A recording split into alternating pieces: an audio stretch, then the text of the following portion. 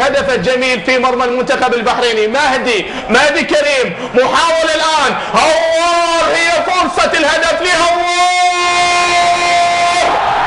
ويشعل المدرجات هوار، وباليمين يسجل هوار. وما أجمل الجمهور اللي يتجه من اليمين إلى اليسار، وما أجمل الفرحة. والله خسران اليوم اللي ما حضر وشاف هاي الفرحة، لكن الرياضية العراقية وفرت للجميع أن تشاهد هذه الفرحة من خارج الملعب بالفرحة الجميلة. وهوار باليسار عمل مهارة رائعة، وباليمين أفرح الجماهير بالهدف الأول العراقي.